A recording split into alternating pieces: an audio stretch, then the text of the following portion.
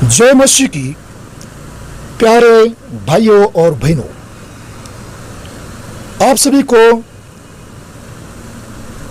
प्रभु यीशु मसीह के मीठे और प्यारे नाम में सलाम। Praise the Lord, hallelujah. फिर से एक बार मैं परमेश्वर का दास पास्टर महेश इसी चैनल पर परमेश्वर का वचन लेकर के हाजिर हूं। जैसा कि हमने पिछले वीडियो में देखा, प्रकाशित वाक्य 5वां अध्याय उसका जो पहला वचन है, उसमें परमेश्वर के दाहिने हाथ में जो पुस्तिका या किताब है, वह किताब कौन सी है और उसका महत्व क्या है, इस पर हमने गौर किया। और आज हम दूसरे वचन में जिसका उल्लेख है,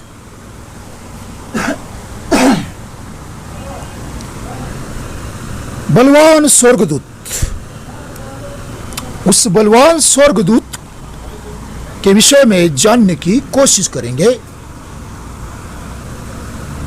अर्थात ये बलवान स्वर्गदूत कौन है, इसके विषय में यहां पर या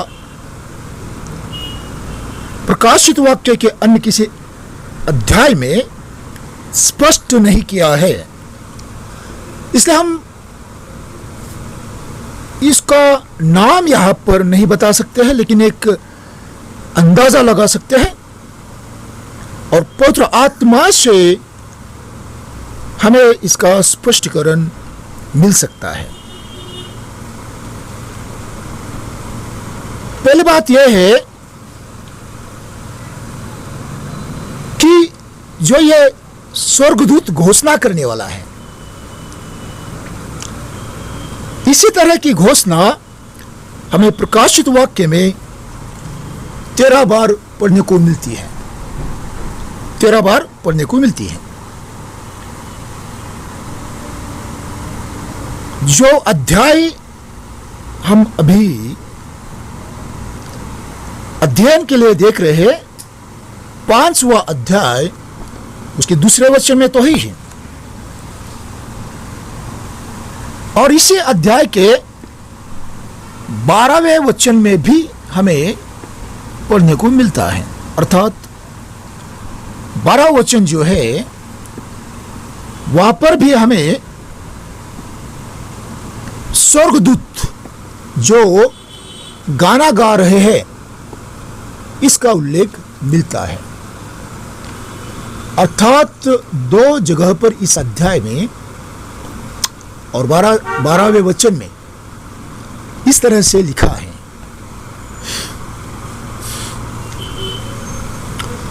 और वे ऊंचे शब्द से कहते थे, वध किया हुआ मेमना ही सामर्थ्य और धन और ज्ञान और शक्ति और आदर और महिमा और धन्यवाद के योग्य है।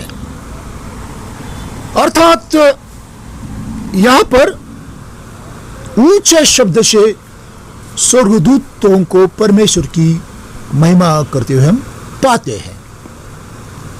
फिर आप ऊंचे शब्द से स्वर्गदूतों को या स्वर्गदूत को घोषणा या बात करते हुए या गीत गाते हुए पाएंगे। 6वां अध्याय 10वां वचन, 7वां अध्याय 2रा वचन, और 7 का 10 तथा 8 का 13, 10 का 3, 12 का 10 और 14 का 7 और 9, 15, 18, 19 का 17। यहां पर परमेश्वर के दूतों को या तो आप घोषणा करते हुए पाएंगे, या फिर वहां पर ऊंचे स्वर से परमेश्वर की आराधना करते हुए या बात करते हुए पाएंगे। यहां पर प्रकाशित वाक्य में 26 बार ऐसे स्वर्गदूतों को हम देखते हैं जिनका परिचय नहीं दिया है, अर्थात जिनका परिचय दिया नहीं है, ऐसे दूतों को हम 26 बार देखते हैं। उसी तरह से और भिन्न भिन्न प्रकार के दूतों को भी कार्य करते हुए हम देखते हैं। यीशु मसीह भी यहां पर मनुष्य के रूप में कार्य करता है। यह आप प्रकाशित वाक्य 8वां अध्याय उसका दूसरा वचन और 6वां वचन पढ़ेंगे तो वहां पर यीशु मसीह को आप पाएंगे। 10वां अध्याय 1 से लेकर के 11 के 3 तक भी प्रभु यीशु मसीह को पाएंगे। उसी तरह से शैतान को भी यहां पर शैतान का भी परिचय दिया है। 12वां अध्याय 1 से 9 और हम माइकल को देखते हैं, मिखाइल जो है माइकल, उसको 12वां अध्याय 7 से लेकर के 10 तक इनमें देखते हैं। उसी तरह से अनगिनत स्वर्गदूतों को भी हम देखते हैं। प्रकाशित वाक्य में अनगिनत स्वर्गदूतों को देखते हैं। जैसे अभी हमने यहां पर 5वां अध्याय और उसका 11 वचन 11-12 पढ़ेंगे तो वहां पर अनगिनत स्वर्गदूत है। 3रा अध्याय 5वां वचन, 5वां अध्याय 11 वचन, 7वां अध्याय 11 वचन, इन वचनों में भी अनगिनत स्वर्गदूतों को हम देखते हैं। तो यहां पर प्रकाशित वाक्य में जो एक्टिव काम करने वाले स्वर्गदूत हैं या दूत हैं उनको हम देखते हैं।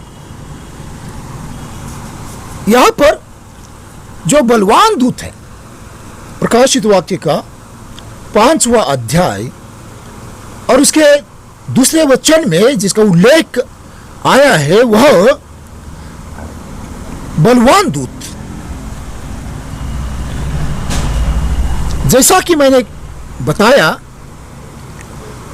हम इसका नाम नहीं जानते हैं क्योंकि बाइबल में इसको नाम से नहीं पुकारा है। तो इसको नाम से नहीं पुकारने के कारण हम इसका नाम का जिक्र नहीं कर सकते हैं। जो बाइबल में नहीं लिखा है हम वो सब करने की कोशिश नहीं करेंगे, लेकिन हो सकता है ये जो स्वर्गदूत है अंदाजा ज्यादा संभावना है जिस बात की, उस बात पर मैं जोर दे रहा हूं।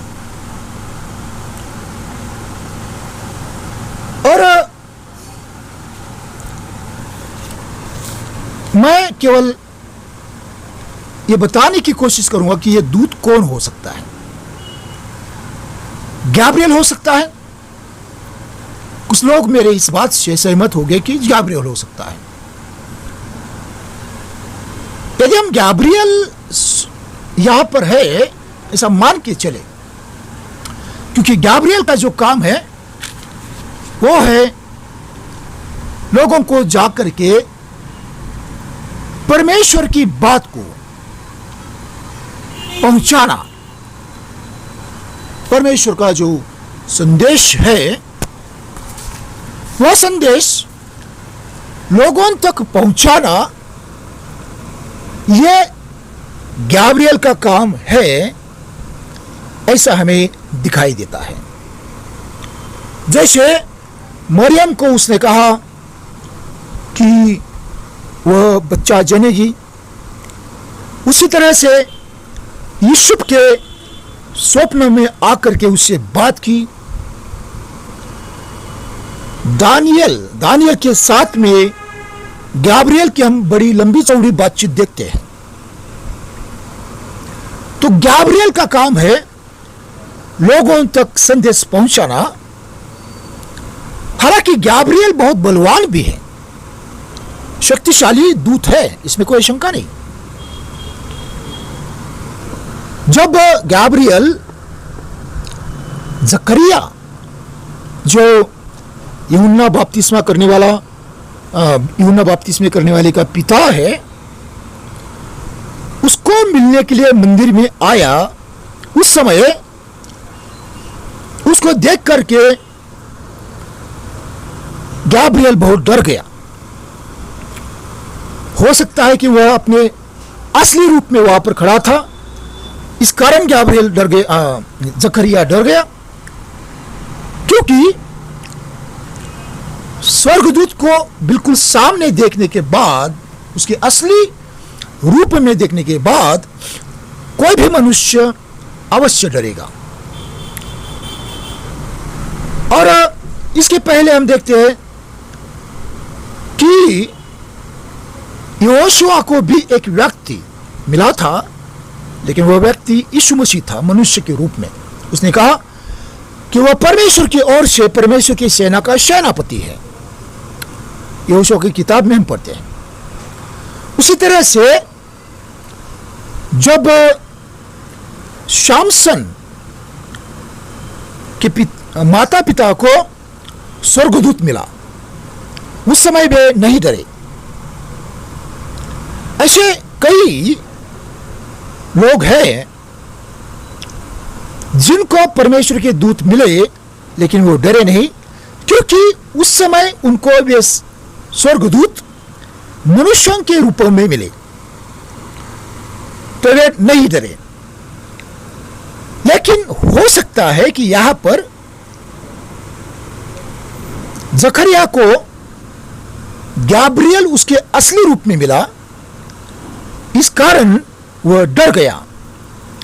लेकिन यदि हम इसी का दूसरा उदाहरण देखेंगे तो मरियम को जब गैब्रियल मिला तो वह नहीं डरी। हां, वो थोड़ी सी घबरा जरूर गई थी, लेकिन वो डरी नहीं थी। जबकि बाइबल में लिखा है कि गैब्रियल उसे मिला, और मुझे यह विश्वास है कि गैब्रियल उसे अपने असली वास्तविक रूप में मिला था, फिर भी वो नहीं डरी। तो ये सारी बातों से दिखाई देता है कि गैब्रियल बहुत बलवान होने के बावजूद भी वह युद्ध उसका काम। जब वह दानियल को संदेश पहुंचाने के लिए आ रहा था, उस समय फारस का जो शैतान का अधिकारी वहां पर शैतान ने नियुक्त किया था, उसने गैब्रियल को अपने सेना समेत रोका। गैब्रियल उससे लड़ा, लेकिन उसका संघर्ष जब चालू था तब वहां पर माइकल आता है, मिखाएल आता है और उसे कहता है कि तू संदेश लेकर के आगे जा, मैं इनसे लड़ता हूं। तो लड़ने का काम मिखाएल का है, संदेश देने का काम गैब्रियल का है, गब्रियल। लेकिन फिर भी यहां पर जो संदेश अभी ये बलवान दूत दे रहा है वो बहुत ही महत्वपूर्ण संदेश है। और ये महत्वपूर्ण संदेश होने के कारण शैतान यहां पर भी उसे पूरी ताकत के साथ में रोकने की कोशिश जरूर करता, अर्थात वह घोषणा करने से पहले ही उसके साथ में लड़ाई छेड़ देता, युद्ध छेड़ देता। इस कारण मुझे लगता है कि यहां पर गैब्रियल नहीं है, लेकिन यहां पर माइकल है, मिखाएल है, क्योंकि मिखाएल एक योद्धा है, युद्ध करने वाला बलवान स्वर्गदूत है। इस कारण मुझे ऐसा लगता है कि यहां पर घोषणा करने वाला बलवान स्वर्गदूत जो है वह मिखाएल है।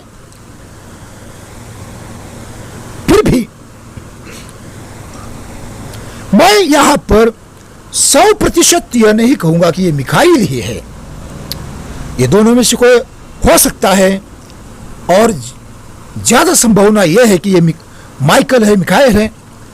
लेकिन हो सकता है कि ये दोनों भी नहीं है, और कोई स्वर्गदूत है जो हमें जब हम स्वर्ग में जाएंगे तो ये बात स्पष्ट हो जाएगी।